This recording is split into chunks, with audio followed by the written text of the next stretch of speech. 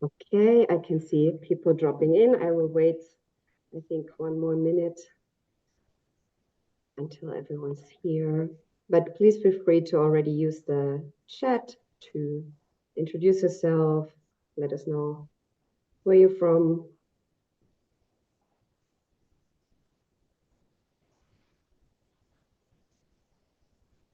Yes, it's filling up.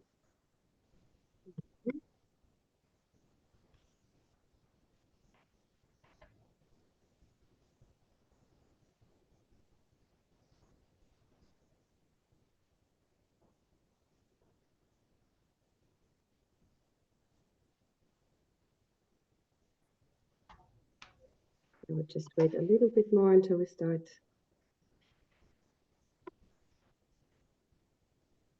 Hello to everyone who already joined.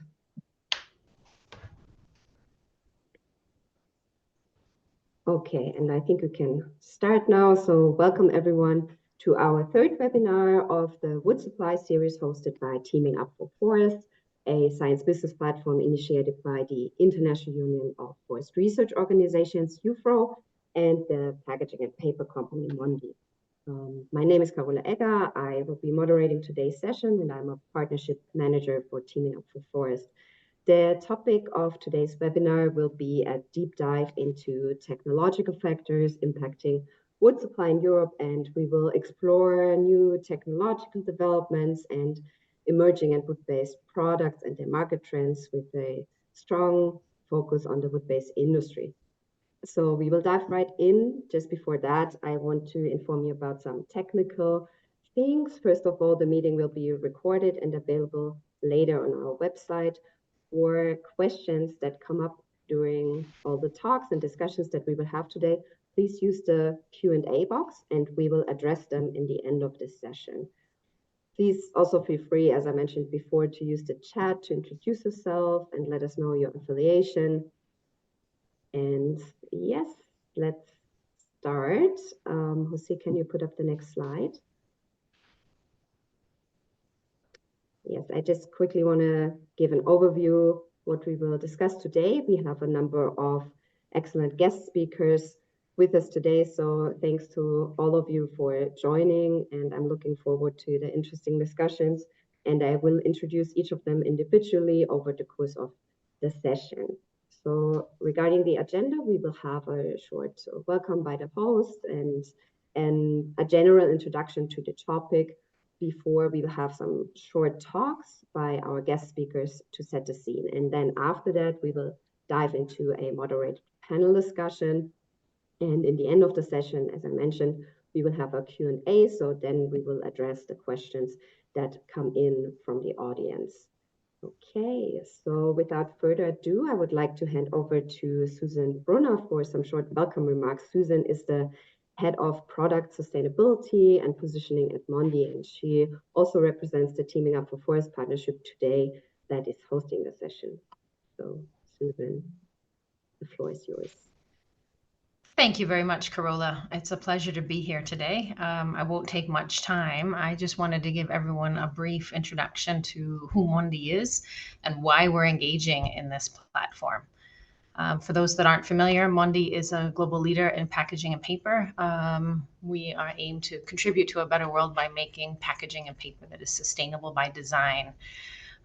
We have an integrated business across the value chain, from managing forests and producing pulp and paper to also producing plastic films and developing and manufacturing industrial and consumer packaging solutions. In terms of sustainability, that's my area of focus. Been at Mondi now for coming almost 18 years. Sustainability is really at the center of our strategy. We don't have a business strategy and a sustainability strategy, we just have one. And our framework is called the Mondi Action Plan 2030, MAP 2030. And that is designed to help us tackle sustainability challenges across the value chain. Part of our commitments include maintaining zero deforestation in our wood fiber supply and sourcing from resilient forests, as well as safeguarding water and biodiversity. So we know that tackling climate change means you need to look at all of these things together because they are interrelated. The work together with IUFRO on teaming up for forests, this really comes out of continued collaboration and cooperation going back to 2017, and underscores our shared commitment on the important role of forest-related business and science in advancing action towards sustainable development. So since 2021, we established this network. It's a professional network of more than 100 scientists, business representatives, and policymakers along the entire forest value chain. And together we're working to address some key challenges of climate change, adaptation measures, ecosystem and biodiversity protection, and sustainable development, and also looking at some potential trade-offs along the way. So for us as Mondi, this partnership really allows us to actively collaborate with the scientific community in a very structured way to address climate change challenges, also have access to research, and convert this into what it really means for us in terms of practical application and improving our own operations. Today, Teaming Up for Forests is a platform that's now looking also to scale up this impact. So we are inviting new partners to come on board from the forest-based sector.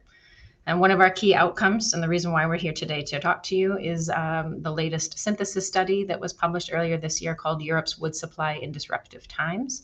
And I know Carola is going to elaborate on this, as will our esteemed speakers online today again. So we're looking specifically today at some of the innovative products and technologies for Europe's sustainable wood supply. So on this note, I would hand over to you, Carola.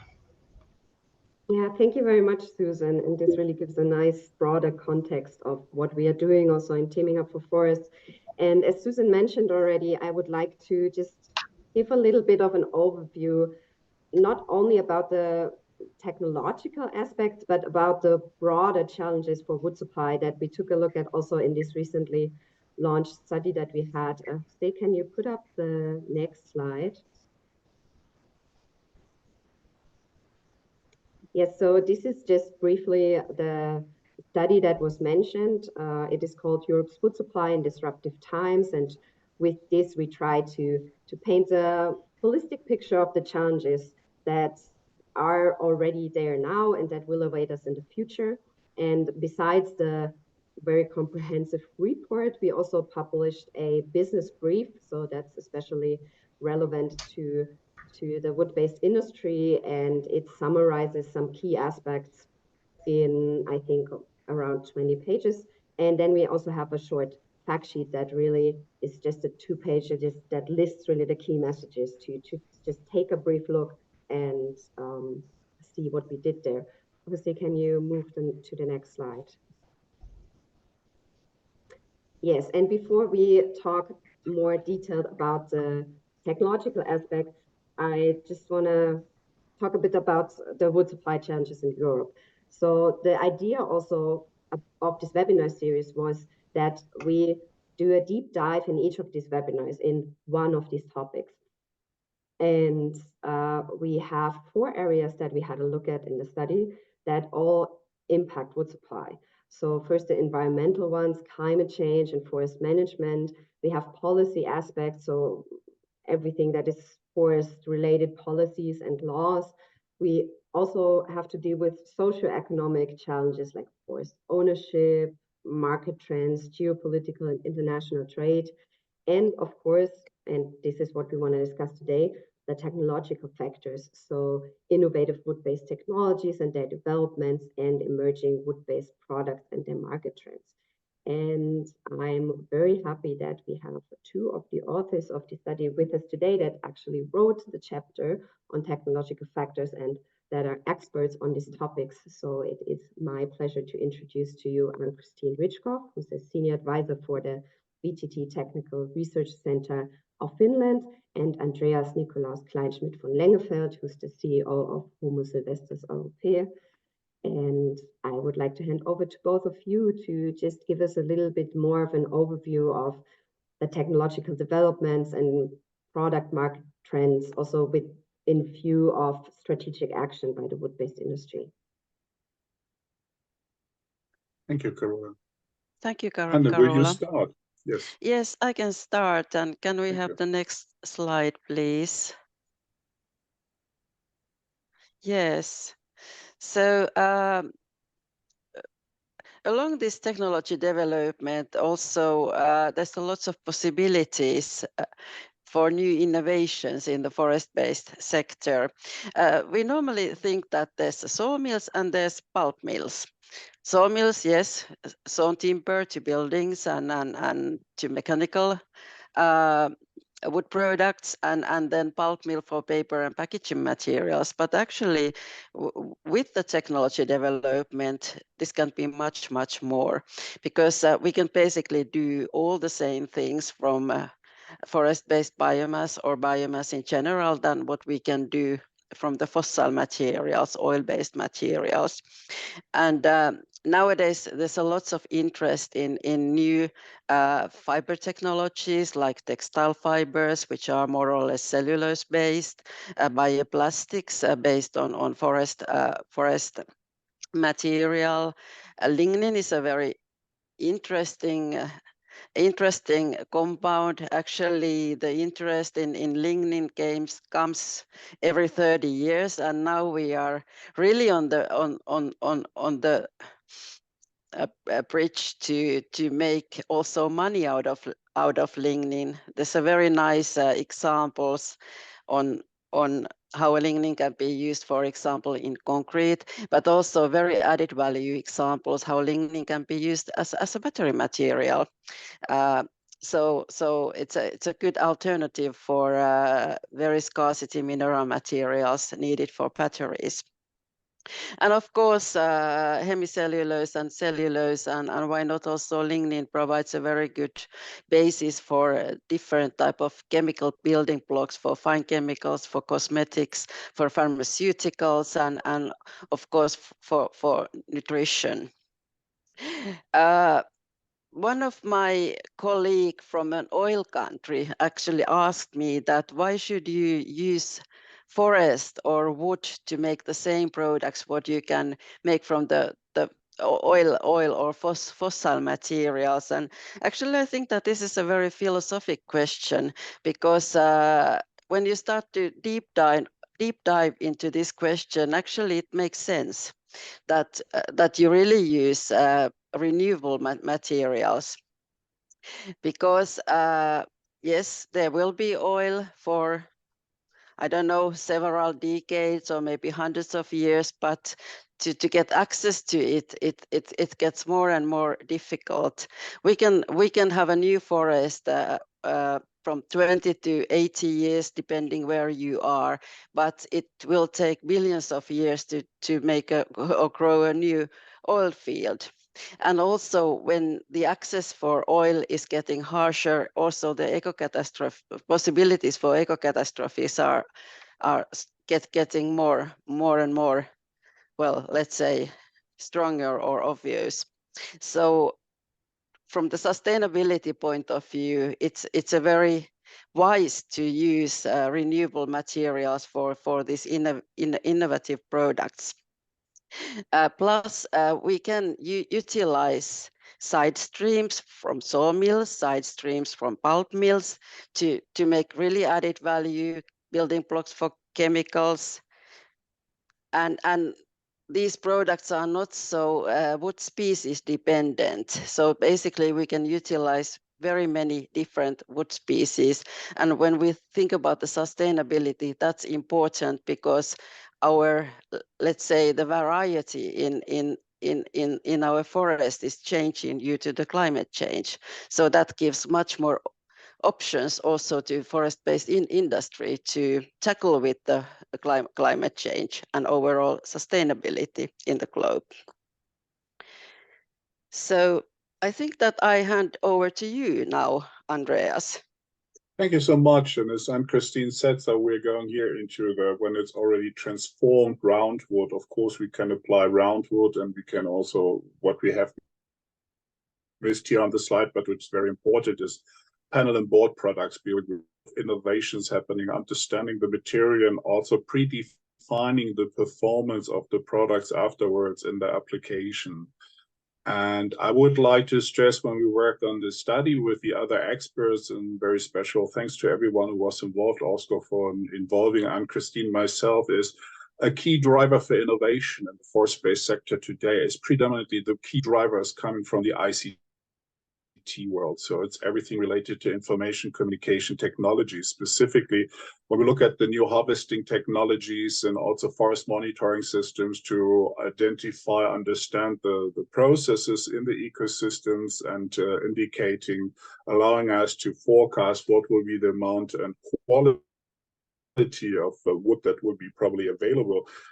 It will also allow to develop new concepts for the harvesting systems and also storage and logistics, which is very important. As we know, in several areas in Europe, it becomes quite difficult to have long distance logistics, but we have to face it and we have to find new solutions on those also in providing or the provision of raw materials to the best processes and best application if possible. And that, as Anna already perfectly said, we have today a huge amount of innovations knowledge in Europe where we can practically say, if you allow me to say it in a radical, simple way, is like we can use every type of wood for any kind of application. Question is, of course, the pricing and who has the technologies and who wants to apply them. So, but it means we have a huge basis where we can transform the industry. Also has opportunities to enhance its resilience and also to stay performant and also to develop towards becoming an actor in what is called the circular bioeconomy concept. So not being dependent only on one product, but probably enlarging the portfolio of various products, using or integrating other processes or collaborating with other processes is also an option. And here also we see that the ICT world is a partner in this innovation, that we can use them to be faster, also to be more resource efficient in the transformation processes, but also in forecasting the amount and developing new business concepts to have a closer connection to the customers, consumers on the markets, and to as much as possible, I know like very much Susan's introductory words saying like you have integrated value chains, and this is actually what we need in Europe to stay performant and also to be competitive to the other, let's say, larger regions in the world. When we see what's happening in Africa, we see the geopolitical situation with Russia, and we also see what's happening in North America, South America. So this part of innovations is something where we have not only to look at what we know, we have excellent research and breakthroughs in the last 20-25 years, predominantly coming actually from European collaborative project finance on transnational programs, where we see we have new products, we have new technologies, we have new building concepts, we have new materials that can be applied indoor, outdoor. We have totally new concepts also in the construction sector where wood is gaining more in momentum and also gaining more market shares, which is very important for us because it will remain the largest market for the majority of wood products, mechanical wood products and others. And therefore, it's very important also to come with new concepts where you can already have from the ICT world flexibility in terms of the forecasting of how buildings or materials or renovation parts will take place and how they will look like, also with the flexibility of reuse and the maintenance aspects. So I would like to stress here that what we also stressed in the study is that we have fantastic knowledge of what we could call the traditional classical wood research and development innovation actors across Europe, with brilliant results and who still continue working on that, collaborating. But what we should include also much more and integrate is the innovations that are coming from the ICT world. We see currently the European discussion on a forest monitoring system to forecast and be more flexible in terms of understanding what is the effects of climate change. We have seen the various forest fires happening all across Europe in the last 7 years. We see also the droughts coming more and more. We do not know what is the frequency, but we are facing currently heavy rainfall in some parts in Germany, which lead to floods and also, let's say, dramatic situations. And therefore, the ICT world will also help us with these new tools and means to be more flexible flexible to exchange information and to have a more ground database for planning and also adaptation needs. So I would like probably to stop here just as a complementary to what Ann-Christine already said. We can go from actually super nano size using from wood materials or biomass, go to, of course, application of box if we want to, as we see it here. So we can go upscale, we can go downscale, and I think one of the major advantages, and which from my point of view, in addition to all the extreme valuable insights and expertise from the other colleagues who have worked on their specific fields, is that we have to see how we can modernize, adapt the logistic concepts in Europe to become more efficient. There will be wood also in the future, and even if we sometimes think it's not, there will be wood, but it will probably not be accessible as easy as we think, due probably lies to technical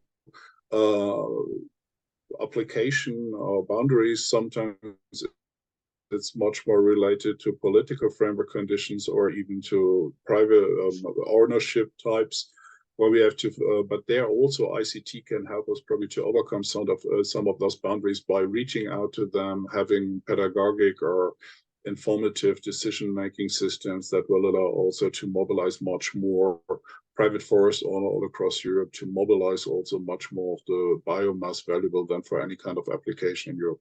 I stop here, Carola, if this is fine. Can I continue a little bit on that? This is because I think that what technology also enables us is to use more the whole wood more efficiently, so we can use waste streams and we can use side streams and make added value products. That's also helping this availability issue what we might face in the future. And happily and luckily also the forest-based industry is investing quite a lot to these new emerging products at the moment. The share in the market is still small, but it's steadily growing. Absolutely. And as you said also, Anna, which very important message, we can use different wood species than we use today to transform our, and to still, we want to keep a strong forest-based sector in Europe. And I think we have the means to keep it and even to let it grow. I think that's the most important message from our side. Yeah, absolutely. Thank you, Carola. Thank you very much, Andreas and Ann-Christine. And I think the last thing that you mentioned, this is something that we always get asked also in this partnership, right? So it's always this question like, will we have enough wood in the future? But it's exactly what you said, that we just have to adapt to the changes, to these new tree species, and all of what you've said can help us do that. So since this is also very focused on the wood-based industry, I'm very happy to hear from our next two speakers who work in the industry. So the first one I would like to introduce to you is Bartosz Babicz, and he's a product manager at Mondi for one of their innovative wood-based products. So Bartosz, happy to hear about your specific work focus. Absolutely. So good afternoon, everyone. My name is Bartosz Babicz. I'm working at Mondi as the product manager responsible for the development of one of our innovative solutions, which is Advantage Stretch Wrap. So a paper-based solution for pallet wrapping, aiming at substituting the plastic. You can see that in the picture in the right, and I really like the build-up that the previous speakers have made, because this is a perfect transition from how research and technology is transferred into practical business and new innovative solutions in the papermaking industry. So if we can move to the next slide. Yes, well, apart from the research and technology, we also have the, I would say, even sustainability megatrend, which we currently see, especially in Europe, but also in other parts of the world. So we see companies which voluntarily put sustainability statements, sustainability targets in their goals, in their missions for 2027, 2028, reduction of plastic usage by X%, reduction of CO2 emissions within their supply chain by X%. And furthermore, these sustainability trends are followed by legislation. So not only the famous PPWR, which is currently being on the final stage in the European Union, but also plastic taxes introduced in various countries, which are already implemented. So in the UK, in Spain, in Italy, starting from June, also in the Netherlands, we have plastic taxes which favor the paper solution, the alternative solution to plastic film, and more countries are there to come. So if we can move to the next slide. So actually, our solution in a nutshell, one of the most important factors is that we have conducted an LCA study comparing the entire life cycle of both plastic film and the paper wrapping. And you can have up to 62% lower CO2 emissions if you switch from the plastic film solution into to the paper wrapping solution. Our paper is made of 100% Nordic fibers, meaning spruce and pine, which contributes directly to the strength parameters of the paper. And that is why our solution is able to fit different size of pallets with the weight up to even 1.5 tons, with a base of 1.3 meters, 1.3 meters up to the height of even 3 meters. If we can go to the next slide. So a few more advantages that we see in practice when comparing plastic film to our paper alternative. One of the key elements is the higher pallet stability that the paper wrapping gives in comparison to plastic film. It's around 30%. Of course, it depends on the pallet height and the pallet weight, but from the tests we've conducted, the rough average is around 30%. You have the possibility to print on the paper. There is no coating on the paper, meaning it's fully recyclable in the paper streams. And since this is 100% virgin paper, it's a highly attractive material for the paper mills to actually use as paper for recycling.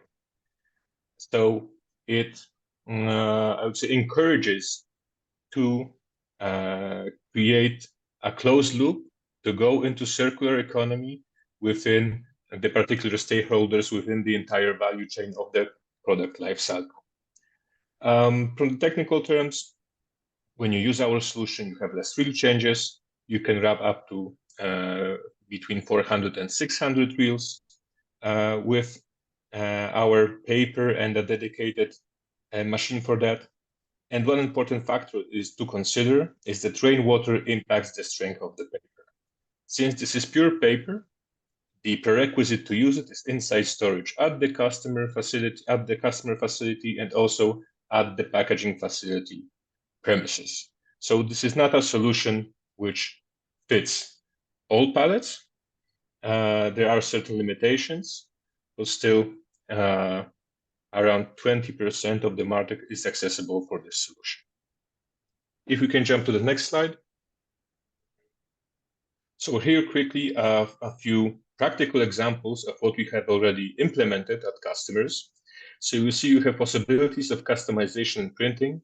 So any kind of logo, slogan, QR code and barcode, you can print directly on the pallet, meaning you can substitute traditional labels by printing a label on the pallet, further reducing the CO2 emissions for this particular aspect. And in the middle picture, you can see that the customer, when he was wrapping with plastic film, he was using corner protectors and plastic straps. The corner protectors to prevent the crushing of the edges of the box, and the plastic straps to add additional stability. When he switched to paper, he was able to skip both those elements. So the paper provided enough tension and enough stability to avoid the plastic straps, and at the same time did not crush the edges of the boxes.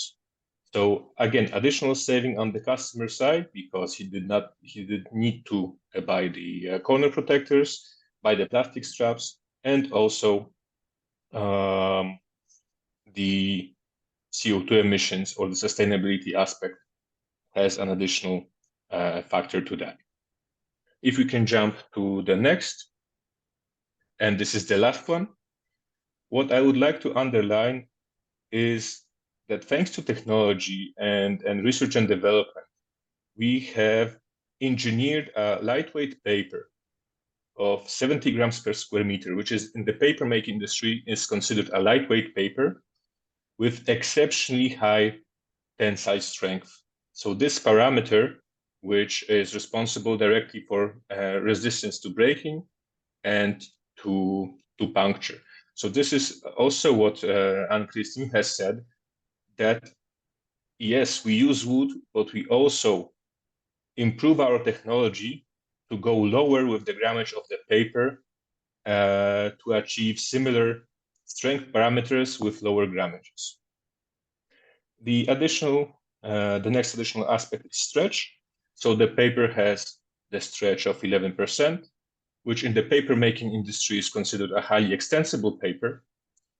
And actually, what is special about this solution is that we at Mondi were able to make a paper which is exceptionally strong with the tensile strength parameter and highly stretchable.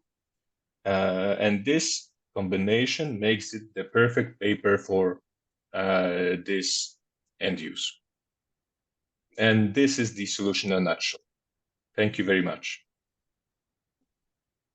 Yeah, thank you very much, Bartosz. I think it's always very good and interesting to have concrete examples that help you just to grasp more the topic that we are talking about right now, and also what you mentioned, that we can substitute other materials such as plastics or multiple materials that need to be used with such innovative paper solutions. I think that's really a good direction. So last but not least, we have another guest speaker with us today, Ernest Schilliger from Schilliger Holz AG. He's the president of this company. And Ernest, I would also, before we start into discussion, like to shortly ask you what role new technologies and innovation play in your work environment and what your perspective on the topic is. Hello, everyone. Yes, I can do that. I see the kind of like more in a general way, I would say. So we see actually two roads. One road is innovations and solutions that have an impact on the available resource on one side, and on the other side, innovations that deal with available resources. So, for instance, an impact has the big questions: how do we manage in future to have a leading species? Because up to now we had that with spruce, of course. So all our building codes, our product development, our processes were based on basically spruce or fir, just on softwood. And what's going to happen in future? Will we be able to have a leading species again? That could be Douglas fir, that could be whatever, oak, that could be whatever. I mean, you're all the specialists, and that's something to be clarified, but I believe it's important to be clarified, to make the point there. So we need to have, so we also will have basis for our future building codes, our product development, and so on. And now innovations and solutions that deal with the available resource. So the resource we will have right now, or we probably will have problems with. That is, of course, one of the big answers. That could be a dematerialization. I believe that regains weight. again. So that was in the past already the case when raw material was very expensive. So we had to find different solutions. Dematerialization was usually the answer for it. Ripped CLT panels, for instance, CLT boxes instead of CLT big fat CLT panels. But in exceptional situations, however, there must be also a remarkable product that can be a process damaged timber. So CLT can be an answer for damaged timber, bark beetle timber, for instance, that is available on the market for a short period of time in big volumes. And then again, product design, future product design, of course, need to take into account the material supply, the material that is on the market, the availability, of course, mechanical values that comes with it. So if the future timber is oak, for instance, then we need to consider that. We need to know that. And we need to design products that can deal with that. That means that companies need to invest, of course, in research and development. That means hiring engineers, hiring researchers that are on the company side, that can work with companies and work on concrete solutions that can also be produced afterwards. That means also that companies need to find corporations with institutes prepared to involve industry as an equal partner in research projects, which is unfortunately not always the case. A lot of research projects are mainly research driven, and company, just pays a part of the bill, but is sometimes not purely involved, which means that results sometimes can be used, sometimes cannot be used, because it's sometimes difficult. So in my belief, research projects should in future be guided or be at least accompanied by companies also. So the companies really need to be involved in research projects to find products that really can be produced afterwards, and also find the market, of course. So that's basically it for a moment. Yeah, thank you very much. And I think two connections were very important that you said. So the first one is the science industry connection. That's of course something we are trying to do also with Teaming Up for Forests, to enable more this dialogue between the science and really the practical implications for the industry. And the other thing is also this connection to forest management and the changes in tree species that we will have, and the differences that we will not have the same leading tree species as we do now. And this is of course very closely connected with the whole topic that we are discussing today. Okay, so thanks to all of the speakers for these short talks. I think that very well sets the scene for our discussion. And we prepared a couple of questions for the panel. So I would like to read out the first one. I'm very interested what all of you have to say to that. So the question would be, how can industries adapt to wood supply changes and reduce their dependency on certain tree species and vulnerability to market fluctuations? And we did hear already a couple of aspects on this before, but yeah, I think there's a lot more to say. So I'm not sure who would like to go for this question. Happy to hear something from our industry speakers, maybe.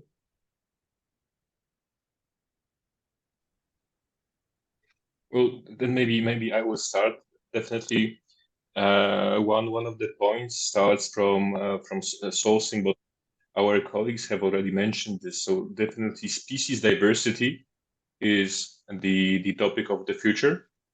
To try to refocus from the main current species, which is spruce pine, to other species, but also to apply it to a certain extent geographical diversification. So I believe this is also an aspect that can help to avoid any kind of disruption caused by any regional issues. And a second point from my side is what we already have in place is the sustainable forestry practices. So following the FSC, PFC chain of custody, sourcing wood from from responsibly managed sources. Fabulous. Thank you, Bartosz. I mean, I think you've captured the key elements there. The one is the responsible sourcing aspects here.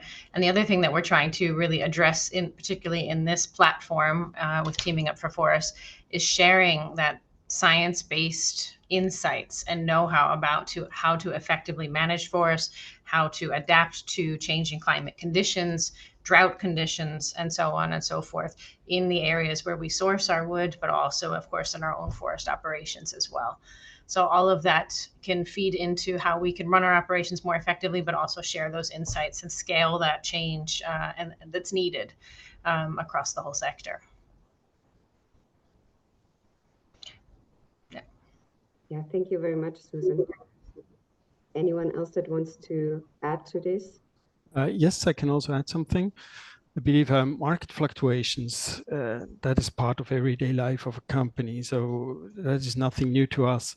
But with having these big changes ahead of us, I believe it's important to give a little bit more air to the companies, let's say in aspects of certification processes, terms of building codes, things like that. For each and every country we want to supply with a certain product, we need different kind of, we need to fulfill different kind of standards, different kind of certifications, etc., etc. And that makes it very complicated to come up with new products on the market. And in my opinion, we should be able to find a general solution for Europe. So we don't need to have a technical approval for Europe, and then again one for France, then again something else for England, again something else for, you name it. And that makes it very complicated. In future, we will be faced with different kind of species, different kind of products, a whole new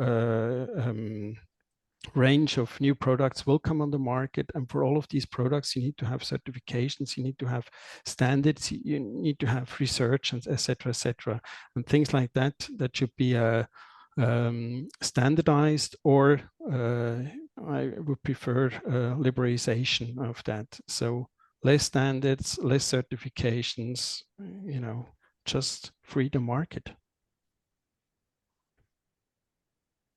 Yeah, thank you very much. Maybe following up to this question, it would also be a question how industries can upscale technological developments and enhance logistical concepts to also increase resilience.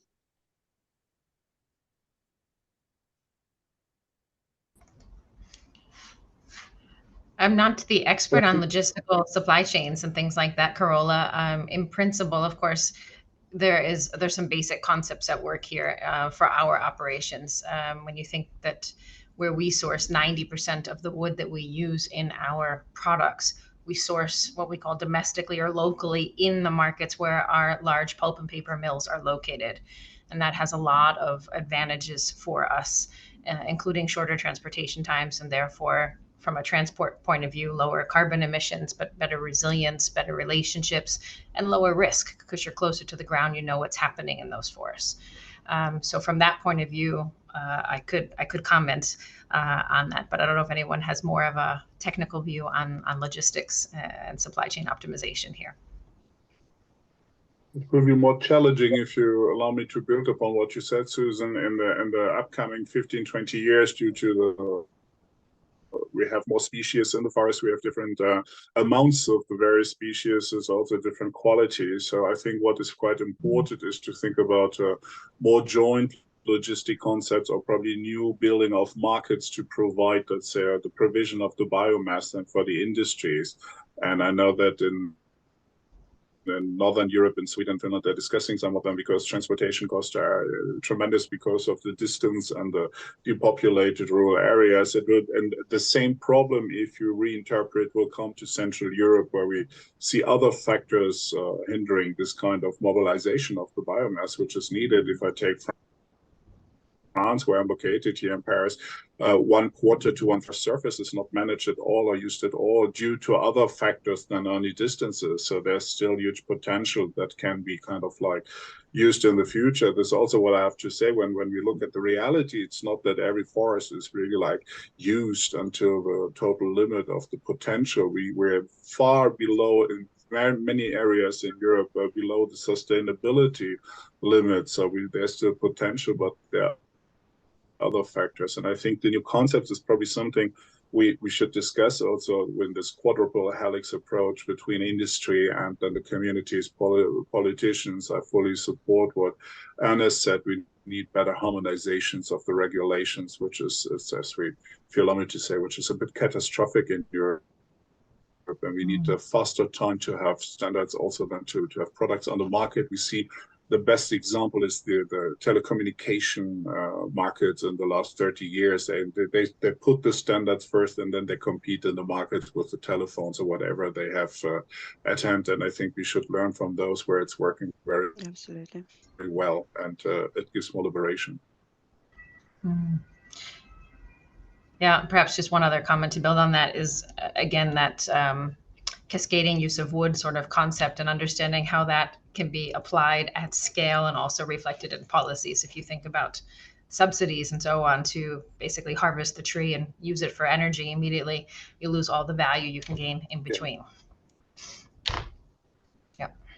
Yeah, I agree. We saw Christine and I in a project. We collaborated, the Wood Circus. Ernest was so kind also to contribute as an industry partner, that we cannot apply the same concept in several regions or countries in Europe due to the regulation of the legal framework condition, which is ridiculous, which is totally ridiculous. So this has to be absolutely, I think we have to clean this up. Yeah. Sorry, Carola. Yeah, I think the cascading use of wood was also a good keyword. Because one thing that we also touch upon in the study is the circular bioeconomy. So one question would also be what role the circular bioeconomy can play in this, and how the cascading use of wood and reusing and recycling can contribute to that.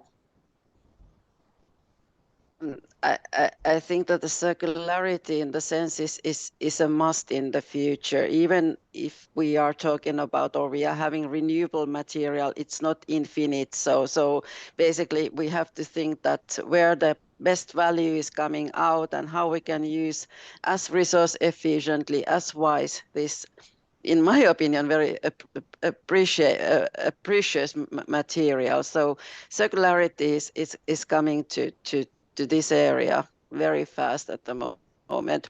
And we have very good examples because forest industry are front runners in the circularity, in the sense that how many times the fiber is circulating and reused in different products. So I think that this is a sort of model what we can also utilize in all would be biomass. And cascading use, it's a sort of especially when we compare that do you use your wood into energy production, or do you use it to something where the value is staying and maybe increasing all the time, then I think that you should find those applications first where you can keep the value. And when you have done it as many circles as possible, then you can use it as an energy. So I think that this is a sort of idea, and I think that this is a sort of also very tricky question, because we, especially now in the geopolitical situation where the energy might be a sort of issue. So how to use this material? Should you warm your home, or should you do something where the value stays? But I think that we should encourage to use wood in more valuable way than firstly to put it into energy use. Just to make sure that the pellets are not directly from the wood, but are made from the residues of the wood at the bare minimum. Yeah, yes. Exactly. And that's also another thing, how to utilize the side streams and waste streams, because there's a lot of added value in those those streams, and you can really utilize them into very, very wise way. I can only agree. And also, from the... yeah, sorry. Please continue. No, please continue. I'll elaborate. No, I was just because also from the economical point, and there's lots of possibilities. Also from the practical, I would say business perspective, if it comes to recycling, at least in the paper stream, this is one of the steps that is already highly developed. The second thing is using the residue, let's call it like that, from the pulp production. So the liquor to actually produce energy. So not using wood itself, but rather the residue from the pulp production to produce the energy. And as Susan mentioned as well, we can make cardboard pallets instead of wood pallets, which is also one of the products that we are currently exploring and promoting. So there are alternatives. Absolutely, and Andreas already referred to this European project Wood Circus, where we collaborated, and there were very nice examples about the circularity and cascading use of wood, and real business cases that how from dismantled buildings you can reuse all the materials to make very fancy window frames or doors or furniture or whatever, where you really can get value out of waste, if I may say so. Let's not call it waste. Sorry. Go ahead. Sorry. No, sorry. No. I just wanted to make it, for me, it's not waste. It's always good material. No, but I mean, from yeah, I know we call it so, waste, but I think we should not call it waste anymore. We should tell the good stories. Bartosz, if it just one comment, Ernest, before, sorry, I didn't want to interrupt you. I don't want to be rude, but Bartosz, I think also one thing is that what I see, for example, debate, which is really missing the good examples, this extremely good developments of our sector in the last 20, 25 years. When I was young and studied, we said where you can reuse a paper fiber 7 times, now 19 times and more. I mean, this is amazing what has been achieved there, what we see also with some of the new materials in the market functioning, pre-fabrication, what we see pre-designing, flexibility in housing, and all this should be really like also communicated. People do understand that and do not only see there's a tree, it will be cut and burned, that's stupid. We all agree to some degree, but maybe there may be some circumstances that we can say it's okay to do it there, but also to really see this highly innovative character of our sector. We shouldn't be depressed, we should be proud, I think. Ernest, sorry, it's clear. I think you touched a very, very valid point. Education, I think, is what is missing currently. We have this, let's say, social knowledge from 10, 20 years ago, where the industry was in a completely different place. And what we see also in practice when talking to customers is that this knowledge concerning the wood industry as such is missing. Totally. It's from 10, 15 years, and we often educate the customers on the recent developments in the business.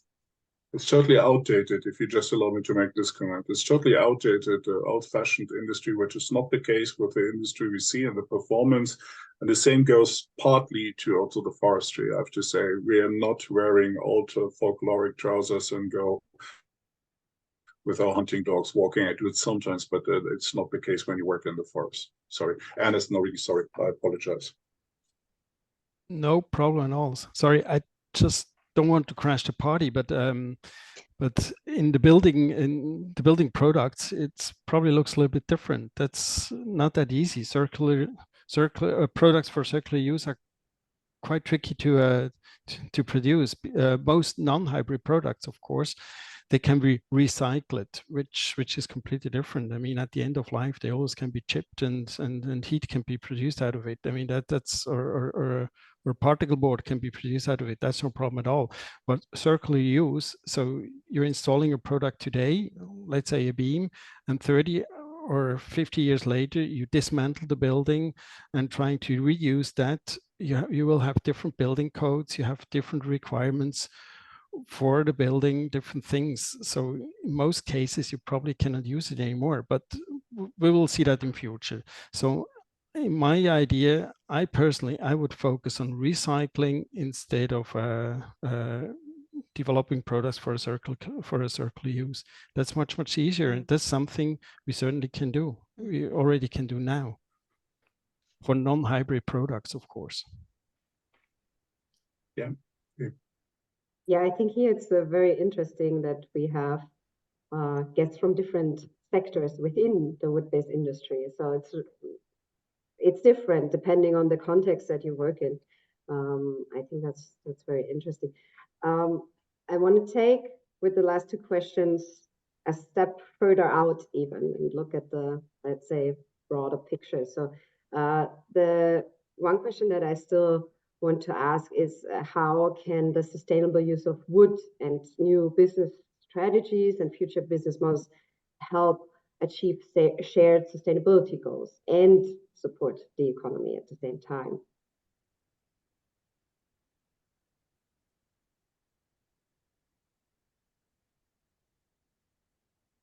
Anyone who'd like to answer to that? Will you repeat the question one more time? Oh, maybe it was a bit long. So in general, how the sustainable use of wood and new business models can help us achieve shared sustainability goals and support the economy.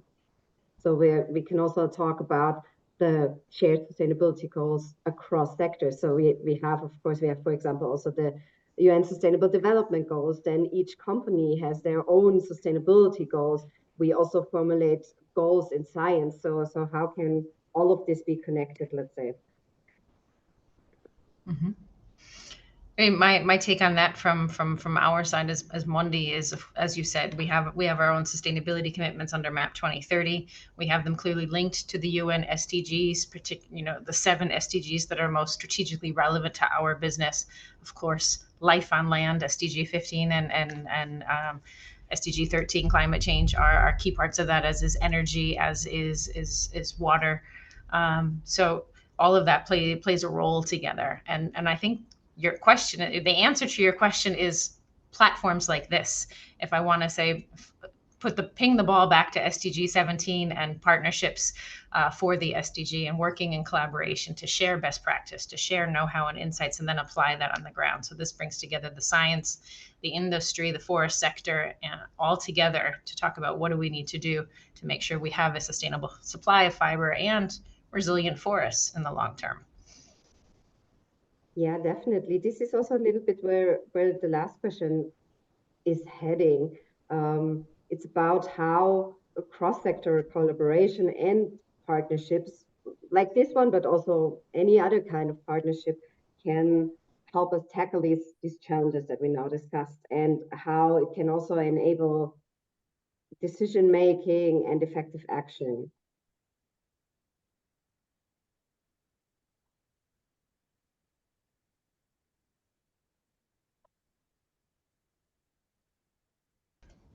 Does anyone want to say something about that, about partnerships and cross? Yeah, I probably could step in here.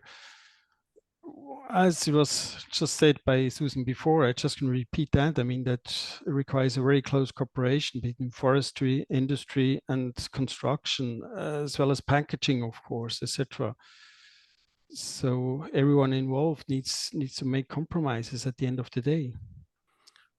Yeah, that's basically what it is. I mean, sitting together, discussing. In Switzerland, for instance, we have a certain kind of a round table, we call it. So we meet twice a year, and these are forest owners, people from the industry, as well as people from the building sector, sit together and exchange their actual thinking, actual problems, and that, of course, helps to understand the other side and helps to find compromises and finding solutions for the problems. Yeah, I could also continue on that, because I think that this kind of new co-creation models between different actors, big company, small companies, maybe decision makers, and academia in the sense could provide new operational models, which then in turn leads to new business models. So I think that we need a sort of new type of mindset also for this common co-creation to go forward.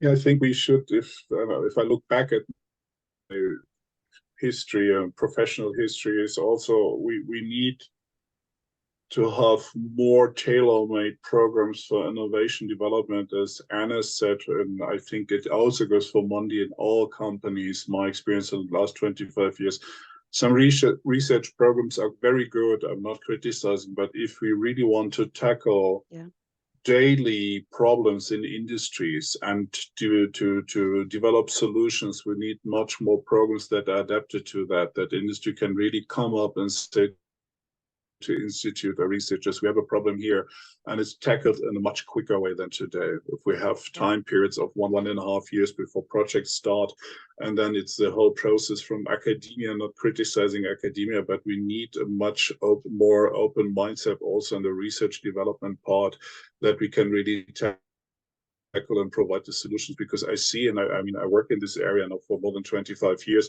there's excellent knowledge, there's some breakthroughs, but they do not make it to the industry at all, and it probably not the next 10 years, even if they could be applied, if I cut it short today and provide a good solution. And this is something we should find a way that this will much more happen in Europe. If you compare this with our competitors in Japan or North America, the industry just goes and buys it and applies it. And this is, of course, not something probably we cannot copy paste other regions. But I think here Europe should get back from this heavy red tape kind of like way of thinking, administrative thinking, really to have innovative collaborations there where we see and put those projects together, and the industry can develop new solutions, which are then in the market. We have a lot of problems getting innovation knowledge really into the market in Europe. Yes, definitely. And I think, Susan, you want to add to that? Sorry, I was just going to add one final comment from our side, is where we see probably a lot of very interesting potential applications as industrial applications. So some of the ones that my colleague Bartosz was already showing you in terms of using new fiber-based solutions, particularly to replace plastic, because at the end of the day, you know, we've already said it's not an endless resource, but it is a renewable resource. If we have sustainable forest management, we can regenerate the trees, and the recycling at end of life is very well developed, right? So this is the advantage where we have on the plastic side. It is the big challenge still is to make those materials recyclable at end of life, or keep those materials in circulation. So it's not a whole new business model for, at least for Mondi, because we are focused on renewable materials and fiber-based packaging and paper, but also have around 20% plastic. So we have a very material agnostic view, if you will, but generally taking the approach to say paper where possible and plastic when useful. And wherever you can use renewable materials that you can keep in circulation, recycle, regenerate, and so on, that is the way to go. So there's lots of opportunities in that space for sure, for innovation. Yeah, thank you, Susan. And I can see that we have a couple of questions dropping in the chat. So maybe I could hand over to my colleague Maya, who has been monitoring the chat in the meantime. Maya, do we have any interesting questions from the chat that add to our discussion so far? Yes, definitely. Thank you, Carola. I would like to say hello and welcome to all questions coming from the representatives of our colleagues from Innovawood, and also from the UPM, but also from the University of Padova, and also from the BOKU. Thank you all for your contributions. And maybe the interesting one, it is about importance of certification and transparency requirements in wood sourcing are increasing in the connection to EUDR regulation. And the question, I think it is the UPM representative, how do you see the development of forest certification in Europe? So, Oh, will we be diplomatic or straight to the point now? Sorry for this comment, but there's a huge debate, and I also would like then the industry representative. I think it should not become a monster. It should be applicable. It should be clear. What we want to target is have a traceability and a transparency in the sourcing. What we all said, and it was stressed by Mondi at the beginning. Thanks for this. We want to have sustainable sourcing and guarantee that, and it should be really clear and the most efficient way for everyone that this is applicable and not becoming an administrative monster. This would be a catastrophe. This would probably make more fractions within the sector. Secondly, in Europe, I think we should also that there's not one forest everywhere. We have more than 78 different forest types. We have to look at what the local conditions are and how the sourcing is done, accept that, and have a better definition that we cannot all of a sudden attack something which in another region makes sense, which you probably will not apply in Central Europe or in Southern Europe or wherever. And there we have some homework to do, but the best thing is it would be really as simple as possible in the application, in the use, just to make sure that we have a transparency, a traceability of the resource that will fit into it. I don't know what's the industry's point of view.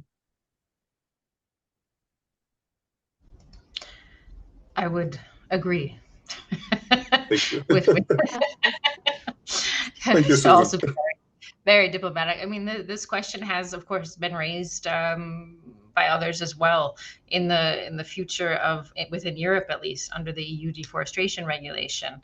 Once that is in effect, and you know, assuming all things work properly with the information system and so on, and you have that transparency and that traceability across the supply chains to ensure that already in place, then it becomes a hygiene factor, right? So then you look at the chain of custody certifications perhaps in future and say, what are the other benefits that they can provide in terms of a communication platform to consumers and so on. So it's not about legal compliance, but Yes. other aspects. Yeah.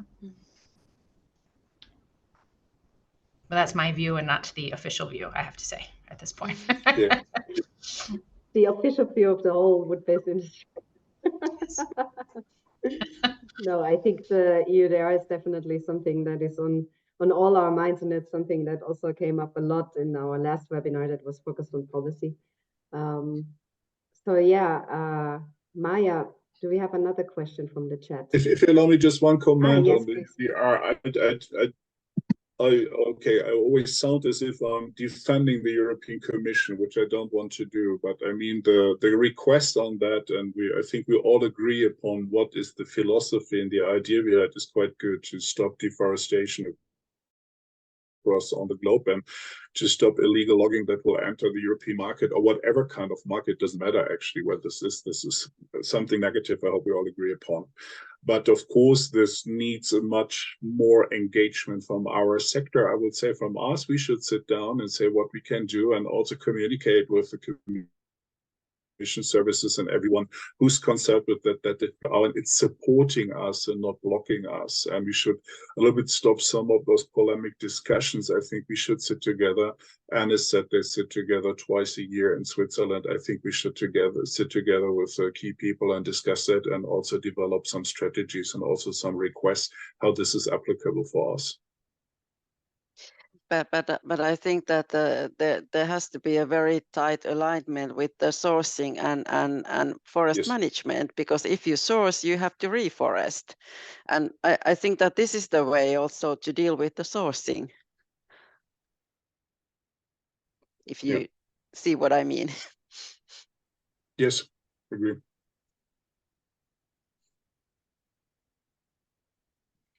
Okay, Maya, do we have other questions from the chat? Thank you, Carola. The next one can be definitely addressed from our colleagues from InnovaWood. It is the question from Vanessa Bano. She said that there is nowadays at least 2 possible ways for diversifying wood species in timber construction for adapting climate change. One with a focus on temperate hardwood species and one with a focus on fast-growing species. And her question is, which one do you see more feasible for the timber industry and the construction sector? Both. Thank you, Vanessa. Both, actually, because the technologies are there. I give you a beautiful example, and I invite you all, if you have time, come next time you come to Paris. The renovation of Notre Dame is more or less accomplished. Now it's cleaning up and it will be inaugurated, I think, September, October after the Olympic Games. And it was quite astonishing to see that actually the 1,000 oaks that were searched for the renovation part, because the idea and the philosophy is to renovate it exactly as it was. And I think whole France was involved with that, and it's a huge success when you look at it. It looks beautiful already from outside. It's not what you would think like high diameter oak. It's actually what we call from a very specific kind of forest management. So it was a smaller diameter, which was used with some specificities, which you would say is usually not what people think you can put on the market, but that was exactly the ones which were used in the past and which are used right now. And I think we should a little bit also open up our own minds on what will be there and what can we do with those species, and also with the wood that is coming to the market.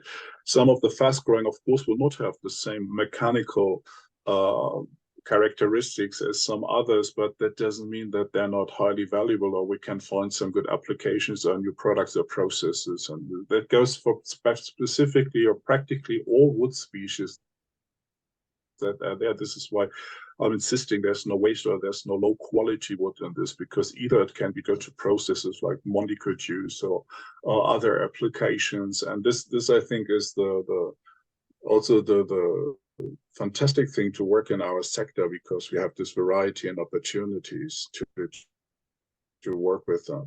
And for construction specifically, as Anna said, I think we have no medium-rise, high-rise timber buildings, and it does not always, if we have load-bearing demands in the construction itself, of course we can, if it's low quality, then you have to have some hybrid products, and you can have also combinations if you do not find, let's say, round wood or wood qualities that could fulfill them. We should open up our minds and also think we can use them, and we do not have a whole world built in wood, even if I always say the mantra is we want to have a timber Tokyo in 100 years, but let's see. I will not see it if it's reality. But the thing is also open up the mind. We can combine, we can use it. And from my point of view, with the knowledge I have on innovation research, there's no bad wood or low quality wood in the future. It's just a question of where we can apply it and which kind of products you want to produce. Thank you, Vanessa, for the question.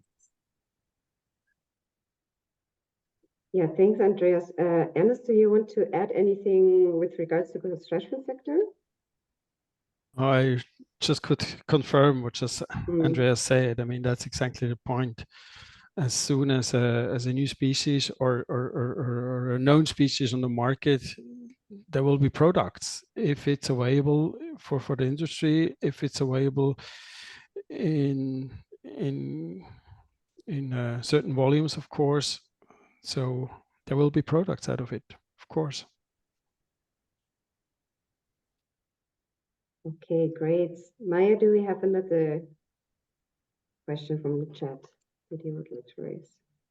Thanks, Carola. Yes, there is two of them. One from Professor Davide Pettenella from University of Padua. How do you see the development of specialized plantation, also with exotic species, versus closer to nature, semi-natural forests, in providing raw material to European bioeconomy? And do you see more conflicts or synergies? Greetings to Professor, and thanks for his contributions. Andreas, is this question for you as well? Because Buongiorno, Davide. We have seen each other last week in Paris. It was very nice. I think well, this is This is a question we see all the time where people say close to nature. And I think, if you allow me to say, we should not think like what we have had 40 years ago is close to nature, because there's a permanent evolution. There's a permanent migration of species everywhere. And if we have species, for example, in Southern Europe, on the southern part of the Alpine region, so on the Mediterranean basin, that may be quite good for being better adapted to droughts and heat seasons in the northern part. I would say it's no problem to test them and see how they can be applied in the forest, because it's a misunderstanding that the forest ecosystem is something today we see this will stay. This is wrong. There's evolution. Evolution goes in all directions, and if we see now that the climate change is changing the ecological factors, then of course we see that the ecosystems will change. And I just learned last week by a colleague from INRAE, who also participated at the colloquium, who said like there are 6 invasive species coming every year due to global trade. If we think this is something new, then we're totally mistaken. This is the case already for hundreds of years. We had trade in terms of global trade all around the world. I mean, everybody knows this Marco Polo, but also before. So from my point of view, close to nature, from my point of view, if you allow me to simplify, not, of course, we need the forest knowledge we have around Europe to adopt it, but is to guarantee what kind of forest ecosystem, if that it's resilience and best adapted to climate change, what kind of species they are and how it is composed. That's another question. I think it doesn't make sense to say we have I'm a beach boy. I grew up in the beach forest. I love beach. All my career is built on beach. So as a beach boy, I can say there will be not so much beach in some areas in future as we used to have. And from my point of view, as long as we have resilient forest ecosystems, I think that's the goal for all of us, with also the multifunctional provisions and services and everything that's related to that. So I'm not radical, I'm not a fanatic to saying we have to conserve something which is not, you cannot conserve it at all. That would be also against nature. I don't know what the other colleagues think. I agree with you.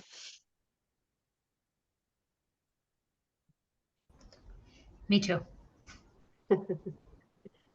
Maya, I think you mentioned we have one other question from the chat that you want to discuss. Yes, it was also additional comment from the colleague from Mondi, but since I answered it, yes, it's just a comment in the sense that paper would need much more marketing to become more preferred, in the sense that based on the last packaging innovation, there was a majority of participants from plastics, and especially in period when paper becomes more expensive solution. So it was just like a provided feedback from the Mondi colleague, and I think it's also one additional comment from the professor from the Bocconi University regarding that this discussion is optimistic and positive, but that he's afraid that we are far away from cascading use, in the sense that 60% of the forest harvest becomes energy before becoming a product, and it is a process and energy, but not a wood-based product. So maybe it is also can be a potential discussion point, but based on the chat and open questions, that's it from the audience for today. Okay, thank you very much, Maya. Well, I think with that, we can actually close the discussion. So thank you very, very much for joining today. I think it was very interesting. And just before we close the session, I would like to say also a few words about Teaming Up for Forest again, especially with regards to what we have upcoming. So see, maybe we can put up this slide. Yes, exactly. So as Susan already mentioned in her introduction, Teaming Up for Forest is a science business platform addressing key challenges for the sustainable provision of wood-based products. And we have 2 upcoming events. So from this webinar series, actually, we will have a bit of a summer break, but we will continue in September. And we will have a webinar on a topic that has been touched on a lot also today, and it's climate change and forest management. So it's very closely connected with our topics today on technology and innovation. And we will talk a lot about how climate change affects the forests, how do we deal with the changes in tree species, etc., and what kind of wood will we have available in the future. So that will continue in September. And the session that we have coming up soon is at the U4 World Congress, which will be held in the end of June in Stockholm in Sweden. And our session is on the 24th of June. And maybe some of you will participate in the Congress. So we would be very happy to see you there and to see in our session. We have a very, very nice panel and excellent guest speakers again there. So you can go and check out the Congress website and find all the information there. In general, you can find all the information about Teaming Up for Forest, our events and activities on our website. That is teamingupforforest.com, and Maya can maybe also put that link in the chat. And as Susan mentioned, we want to invite new business partners to grow the platform. So feel free to contact us and see, maybe we can move to the next slides.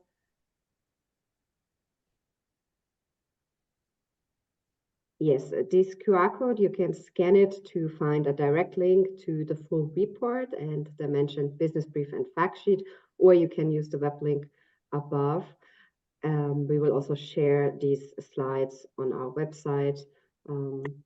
And if we can move to the last slide, there's a couple of contact information for you, again, some links. We also have a LinkedIn group that you can join, and we keep up discussions there. We will keep you informed there. So happy to see you on LinkedIn as well. So thanks to everyone for joining today, and I wish you a nice rest of the day and hope to see you soon. Thank you. Thank you, Carola. Goodbye. Thank you, everyone. Thank you very much. Thank you. Thank you. Thank you. Bye. Thanks to all our Bye. Bye-bye. speakers. Bye-bye. Thank you. Bye.